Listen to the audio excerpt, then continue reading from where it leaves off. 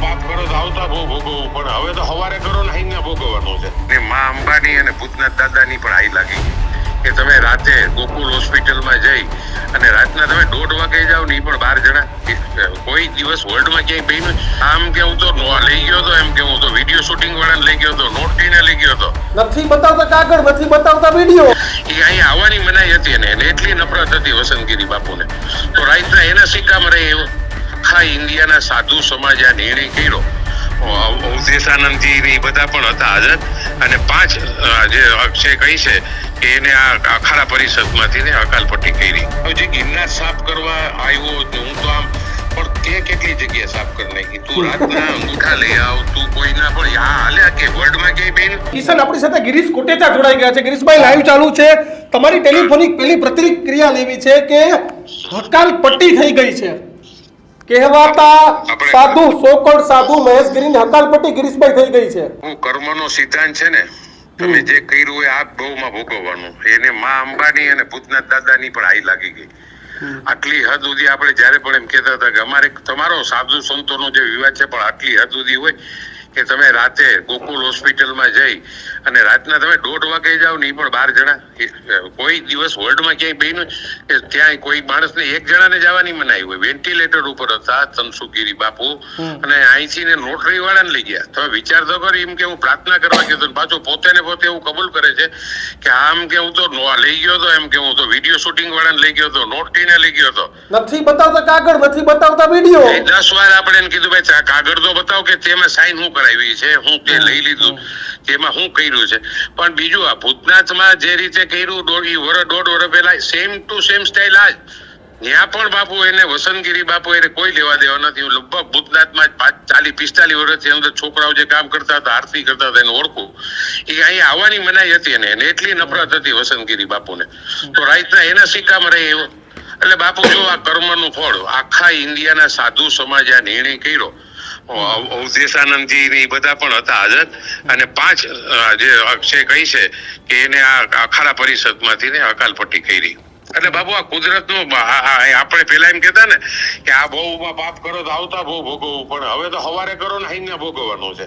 આ કર્મનો સિદ્ધાંત છે બાપુ કુદરતનો મૂકે આપણે મૂકી દઈએ ચાલાક એને જેટલી કરવી એટલી કરી લે પણ ઉપર વાળો તો બેઠો હોય ને એ કરે બધું જે આપણે શું કર્યું આમાં આપણે કઈ નથી કર્યું એ લોકોએ બોલો વિચાર તો કરે ને કુંભના મેળામાં આવું પવિત્ર અત્યારે આખું વર્લ્ડ ન્યા જાય છે ત્યાં લોકોને આવો નિર્ણય લેવો પડે એ તો કેવડી મોટી વાત થાય. એમ નહીં તમે વિચાર કરો આખા વર્લ્ડના સંતો જુનાગઢ પોરબંદર જામનગર કચ્છ વાપી વલસાડ નાનામાં નાનો માણસ કુંભ જઈ એક નાગા સાધુ ન્યા છે જઈ રહ્યા છે પણ આ મહેશભાઈ તમારા ગિરનારમાં ક્યાંક ફોન બંધ કરીને હંતાઈ ગયા અત્યારે. અરે બાપુ એને એકવાર ગિરનાર નહીં ખાલી ત્યાં ગંગા જઈને મને પોક પણ નહોતા ડૂબ્યા. આજે માની લો નરેન્દ્ર મોદી સાહેબ કે અમિતભાઈ શાહ કે યોગી આદિત્યનાથ જો તો ડૂબકી કાયદેસર તમારું માથું બુડી જાય એવી ડૂબકી મારે આ તો હાથમાં પાણી લઈ કે હું આવ્યો છું અને હજી ગિરનાર સાફ કરવા આવ્યો હું તો આમ પણ તે કેટલી જગ્યા સાફ કરી નાખી તું રાતના અંગૂઠા લઈ આવ તું કોઈના પણ આ હાલ્યા કે વર્લ્ડમાં ક્યાંય બેન અને બધી આ તો તમને કીધું હવે પછી તંત્ર પણ ઉપડશે. પોલીસ તંત્રને પૂરી માહિતી છે કલેક્ટર તંત્રની પાસે બધી માહિતી રાજ્ય સરકાર પાસે અને આખો દેશ અત્યારે સાધુ સંતો તો ન્યા શોભે આ કેમ માહિતી ને મુક્તાનંદ બાપુ આપણા ઇન્દ્રભારતી બાપુ કેટલા શેરનાથ બાપુ છેલ્લા 1.5 મહિનાથી ન્યા ને ન્યા જ છે અને સ્નાનમાં હતા શેરનાથ બાપુ તો ત્યાં હરિગીરી બાપુ સ્નાનમાં હતા. તો પછી આ ભાઈને તમારે પૂછાય કરી ને કે કેમ હું આની પહેલા પણ કહેતો હતો બાપુ ઉપરવાળાની લાકડીમાં અવાજ નથી. આ માની લ્યો કે આ નિર્ણય આપણે તો નથી લેવડાવ્યો આપણે અહીંયા શું નિર્ણય આપણે તો એને જે તે વખતે સારી સલાહ આપી હતી કે આ વાત પણ એને બાપુ જયારે માણસ ભૂલ કરે ને તમે વિચાર તો કરો આખા દેશમાં હરિગીરી બાપુ મેઇન છે ઈ દેશ સાધુ સમાજનો ઈ રહી છે હરિદ્વારમાં હવે એમાં એને એકમાં બોલે ને એક ગીરીઓ ને હરિયો ને આ એની ભાષા તો જો બેફામ તમને બોલાવે ત્યાં સામેથી ને આ દાદાગીરી હોય કે હું તમારે ચીઠા ખોલી નાખીશ ને હું તમારું આમ કરી નાખીશ ને ચીઠા ભગવાન એના ખોલી નાખ્યા. જો જેના પેટમાં પાપ હોય ને ગિરીશભાઈ એને આપણા પેટમાં પાપ નતું તો આપણે જુનાગઢ ગયા જગ્યા એની હતી સમર્થકો એના હતા બધા એના હતા બાપુ આ માની લીધું આ હાથ ટર્મ થઈને રાજકારણમાં છું ને અમારું પણ લેખ અમે કોઈ દી કોઈ પત્રકારને ચેલેન્જ નથી કરી. એવન કે મુખ્યમંત્રી કે કોઈ આખા દેશના મિનિસ્ટરો લખતા હોય તમે અહીં આવીને જોઈ જાય ને તું આવીને અહીંયા ચર્ચા કરી જાય ને પછી રોતા નહીં ને. હવે રોવાનો વારો એનો આવ્યો ને. એટલે તમે કીધું ને કે ચિઠ્ઠા ભગવાન ખોલી નાખે ગિરીશભાઈ આમાં તો. હા કુદરત જ ખોલે બાપુ. આપણે ક્યાં માની લો કે આપણે અહીંયા અખાડામાં કઈ સભ્ય છીએ? ના નથી. આ તો લગભગ ગમે હું ઓલાનું ચોટી સાધુ છું ને ઓલાનું એ કે હું ધોતી સાધુ છું ને હું લંગોટ સાધુ છું ને પપોતી સાધુ છું ને અમે ક્યાં ભાઈ અહીંયા અમે સંસારી છીએ. તું ન્યા પણ નથી ગયો ને જાવું તું ને ન્યા. પણ ન્યા તો જાય તો ઓળખે છે ને બધાય ગિરીશભાઈ. ન્યા તો બધાય ન્યા તો ઓળખે છે કે સાધુ છે જ નહીં ભાઈ.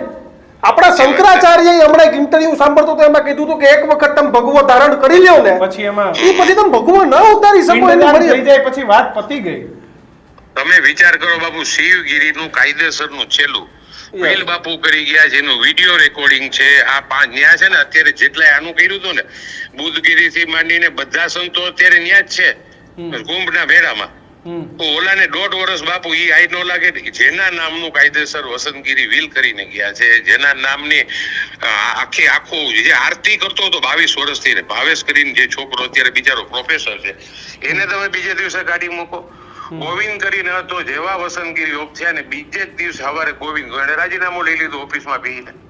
પાછું આ જગ્યામાં કાયદેસરનો હકદાર શિવગીરી જ છે. એ તો ઘાટ છે ને કોર્ટ ઘાટ છે. હજી જો ઉપર વાળો ઘણું ખોલશે. આ તો હજી ત્યાંથી શરૂઆત કરી છે ઉપરથી ને કુંભના મેળામાંથી સાફ સુફીની.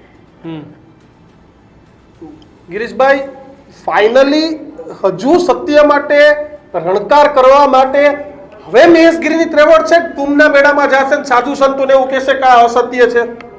બાપુ પણ કોણ આ બાપુ હરિગીરી બાપુ માની લ્યો એ આખા ઓલ ઇન્ડિયાના સાધુ સમાજ છે ને એની કમિટીના એ મેઇન છે. હવે એ તો બાપુ આ નિર્ણય તો ઈ જ લઈ શકે ને. આપણે હજી પણ કઈ શું નિર્ણય લેવાના આપ જાય ભલે હજી જાય ને આ ચોખવટ કરે કે અમને કાયદા જ નથી કાયદા. આપણી પાસે પાકી માહિતી છે કે 5 જણાને અખાડામાંથી જ દૂર કરી દીધા છે. યસ બિલકુલ ગિરીશભાઈ. ગિરીશભાઈ આભાર.